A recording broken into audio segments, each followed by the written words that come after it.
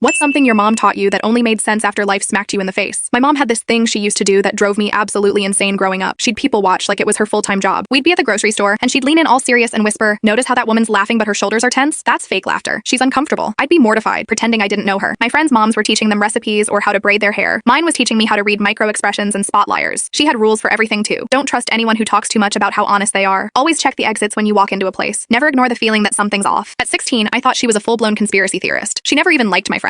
She'd say things like, "That girl copies the way you speak because she's trying to blend in, not because she likes you." I used to roll my eyes so hard I thought they'd stick that way. When I went to college, I couldn't wait to be free of her constant gut-feeling speeches. I was the exact opposite of her. Open, social, trusting. I shared everything with everyone. I posted where I was, who I was with, even what dorm I lived in. I called it being friendly. Mom called it being a walking invitation for trouble. We didn't fight exactly. We just stopped talking much. She'd call, ask if I was locking my door or if my new friend seemed genuine, and I'd give her one-word answers until she got the hint. After graduation, I got a job in Denver and moved into a small apartment with my coworker, Ella. Mom sent me a care package with pepper spray and one of those door alarms that scream if someone tries to break in. I left them both in the box. Around that time, I met Ben. He worked in IT, had this calm confidence and a dry sense of humor I loved. He wasn't flashy, just solid. Our first date was at this board game cafe where he somehow beat me at every game but made it seem like I almost won. He'd text me in the morning, ask about my day, listen when I vented. No red flags, none. My mom would have picked him apart, but I didn't tell her about him for weeks. A couple months in, Ben started getting weirdly protective. It was small at first. He'd ask who I was texting, joke about my mystery friends. Then one night when I mentioned going out with coworkers, he said, "Why do you need to go drinking with them? Don't I give you enough attention?" I laughed it off, but he didn't. He got quiet, cold. I remember that night lying in bed and hearing my mom's voice in my head. Pay attention when someone's jokes sound like tests. A week later, I got a call from Ella while I was at work. She said Ben had shown up at the apartment asking where I was. She told him I was working late, and he left, but she said the look in his eyes freaked her out. When I confronted him, he claimed he was just dropping off flowers. Sweet, right? Except there were no flowers anywhere. He said Ella must have hidden them to make him look bad. My stomach dropped. I remembered one of Mom's lessons. If someone tries to convince you not to believe your own eyes, walk away fast. I didn't even argue. I blocked his number, packed a bag, and stayed with Ella's sister that night. The next day, Ben showed up at my job. Security had to escort him out. Turns out he'd been fired from 2 past jobs for harassment, something I found out only after searching his name online. My mom would have found that out in 5 minutes. That night, I called her for the first time in months. The second she picked up, I just said, "You were right." She didn't even gloat. She just asked if I was safe. Now, when she sends me her little safety lectures, I don't roll my eyes anymore. I keep the pepper spray in my purse, the door alarm on my handle, and the lesson in my head. Turns out, being paranoid looks a lot like being prepared, especially when the world starts proving your mom right.